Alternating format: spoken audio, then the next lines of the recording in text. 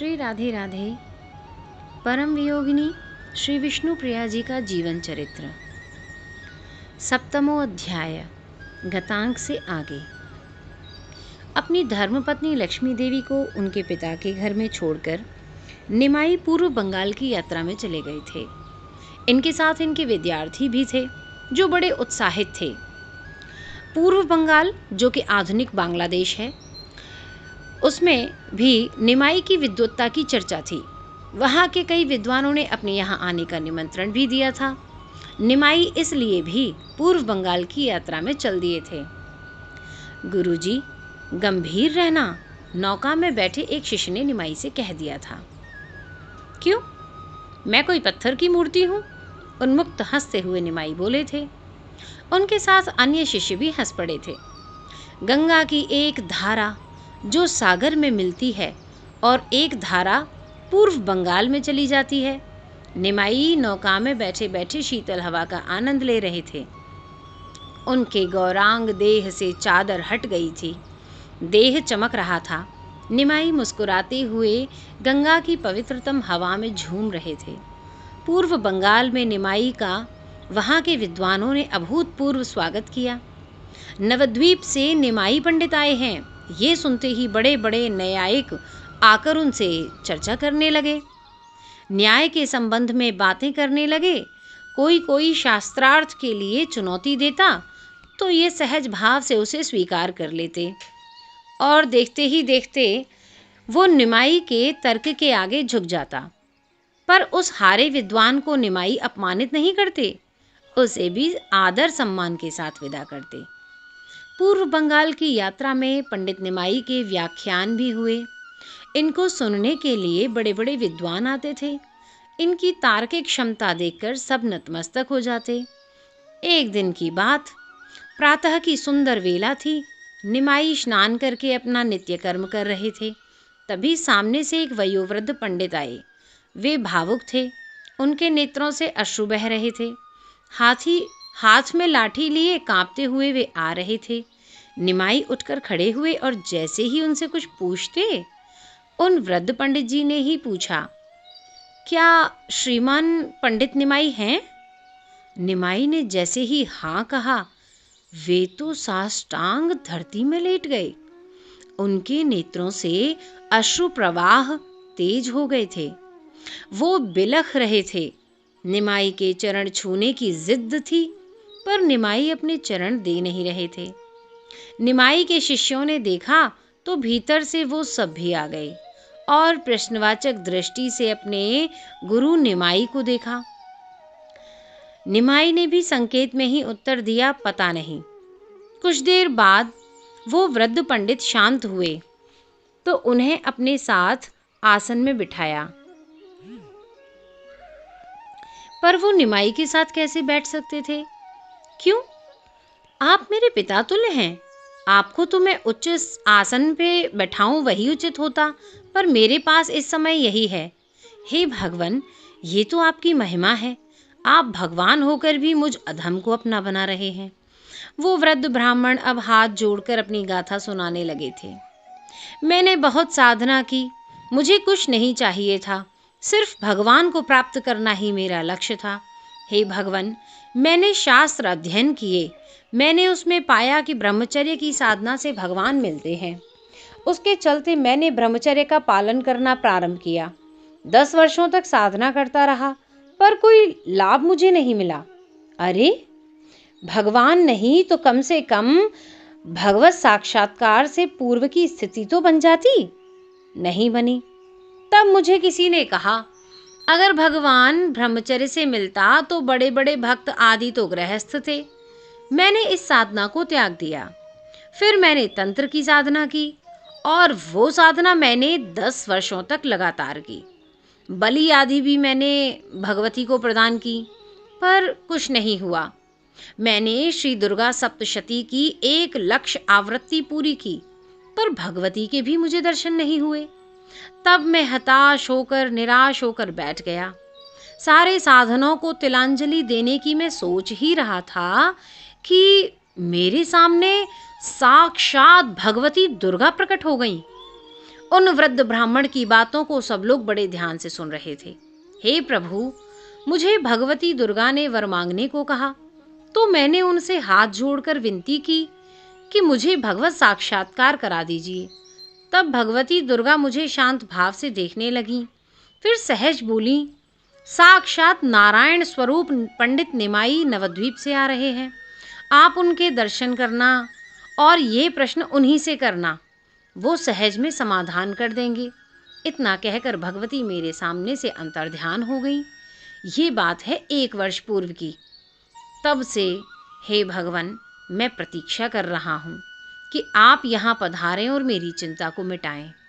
भगवती ने मुझे ये भी कहा था कि उन्हीं से तुम्हें साध्य की प्राप्ति होगी। वो परम साध्य तुम्हें किस साधना से प्राप्त होगा, ये भी वही बताएंगे।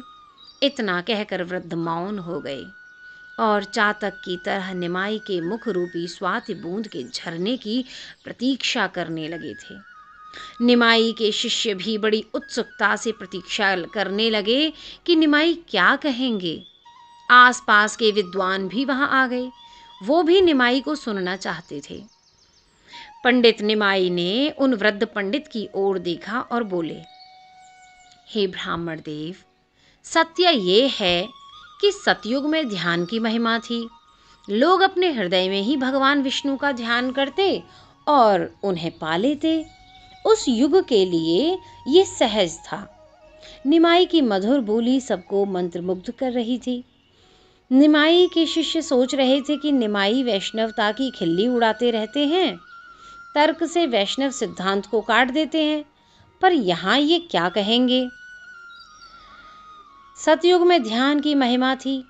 त्रेता युग में यज्ञ आदि से लोग भगवान को पा लेते थे। द्वापर में पूजा आराधना आदि से भगवान की उपासना लोग करते थे। पर कलयुग में? पंडित निमाई के नेत्र सजल हो गए। उन्होंने ऊपर आकाश में देखा, फिर लंबी श्वास लेते हुए बोले, हरि नाम। क्या क्या कहा आपने? ये प्रश्न सबने पूछा था। उन वृद्ध पंडित जी ने तो पूछा ही, निमाई के शिष्यों ने भी पूछा था। आगे वाणी अवरुद्ध हो गई निमाई की। जल नेत्रों से बरसने लगे। हरि नाम के सिवाय और कोई उपाय इस कलयुग में नहीं है।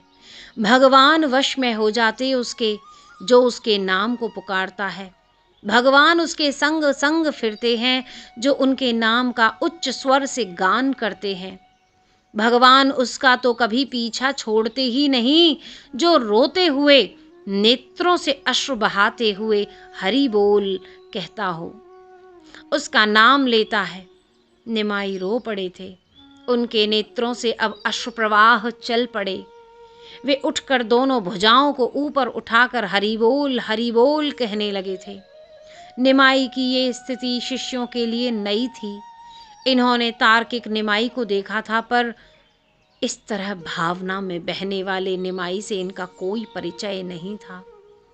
तर्क के माध्यम से बड़े बड़े विद्वानों की धज्जियां उड़ाने वाले ये पंडित निमाई ही थे। सब लोग चकित थे। मैं कह रहा हूँ, मैं गायत्री सावित्री को साक्षी मानकर कह रहा हूँ, हरिनाम से श्रेष्ठ साधना और कोई नहीं है। भगवान व्यासदेव ने स्वयं कहा है, मैं प्रतिज्ञा करता हूँ कि हरिनाम के सिवाय कलयुग में कोई दूसरी गति नहीं है, नहीं है, नहीं है, नहीं है। ये कहते हुए निमाई हिलकियों से रो रहे थे। इनको रोता देख अन्य सब शिष्य भी रोने लगे। शिष्यों ने और उन वृद्ध पंडित जी ने देखा कि निमाई के रोम रोम से हरिनाम फूट रहा था। पर अब ये क्या हुआ? निमाई हाथ जोड़ने लगे थे। मेरी बात मानो, हरिनाम से बड़ा कुछ नहीं है, इसीलिए सब इसी का आश्रय लो। निमाई का ये रूप देखकर सब चकित थे। फिर निमाई आगे बोले, ये 16 नाम और 32 अक्षरों का दिव्य महामंत्र है। इसका ही निरंतर जाप करने से साध्य प्रकट हो जाएगा। फिर निमाई हंसे, साध्य क्या, हरिनाम का जिह्वा में आना ही साध्य की प्राप्ति है। इतना कहकर भावावेश में निमाई मूर्छित हो गए थे। शिष्यों ने इन्हें संभाला। निमाई भीतर से इतने प्रेमी हैं, शिष्यों के मन में निमाई के प्रति और पूज्य भाव बढ़ गया था। पर वो वृद्ध ब्राह्मण, वो तो नाचने लगा। हरि बोल, हरि बोल महामंत्र का उच्चारण करते हुए वो उन्मत्त हो रहा था। कुछ देर में निमाई ने अपने नेत्र खोले और अश्रु भरे नेत्रों से मुस्कुराते हुए बोले, ब्राह्मण देवता, काशी जाओ, मैं तुम्हें वहीं मिलूंगा। वो वृद्ध ब्राह्मण उसी क्षण निमाई को प्रणाम करते हुए काशी चला गया। निमाई ने अब पूर्व बंगाल की यात्रा यहीं स्थगित कर दी और नवद्वीप के लिए निकल गए। आज निमाई नवद्वीप आ रहे हैं। गंगा घाट में कोई महिला दूसरी को कह रही थी, विष्णुप्रिया जी सुन रही हैं। पता है पूर्व बंगाल में भी निमाई ने अपनी विद्वत्ता से सबको मोहित कर दिया। पूरा पूर्व बंगाल पागल हो गया निमाई के पीछे। विष्णुप्रिया सुन रही हैं, ये यही सुनने तो आती हैं। अरे सुना, तूने सुना? एक महिला आई और घाट में बैठी सभी महिलाओं को कहने लगी। विष्णुप्रिया ने भी मुड़कर देखा उसकी ओर। क्या हुआ? शची देवी की बहू लक्ष्मी को सर्प काट गया। ये सुनते ही विष्णुप्रिया को निमाई का मुखचंद्र स्मरण हो आया। ओह, लक्ष्मी को कुछ हो गया तो मेरे निमाई दुखी हो जाएंगे। विष्णुप्रिया के नेत्रों से अश्रु बहने लगे। तभी एक महिला और आई। तुझे पता ही नहीं है, वैद्य जी के पास ले गए लक्ष्मी को, पर वैद्य जी ने कह दिया इसके तो प्राण निकल गए हैं। निमाई की पत्नी मर गई? क्या निमाई की पत्नी लक्ष्मी मर गई? ये सुनते ही विष्णुप्रिया रोते हुए अपने घर की ओर भागी। माता महामाया ने पूछा, क्या हुआ प्रिया? पर अपने कक्ष में जाकर विष्णुप्रिया ने कपाट लगा लिया और रोने लगी, हिलकियों से रोने लगी। मेरे प्यारे निमाई को कष्ट ही कष्ट है। ओह, निमाई आ रहे हैं। वो जब सुनेंगे उनकी पत्नी का स्वर्गवास हो गया, तब उनकी क्या स्थिति होगी। माता शची ने कितने कितने सपने सजाए थे। विष्णुप्रिया यही सब सोचते हुए रोती रहीं। जय जय श्री राधे श्याम।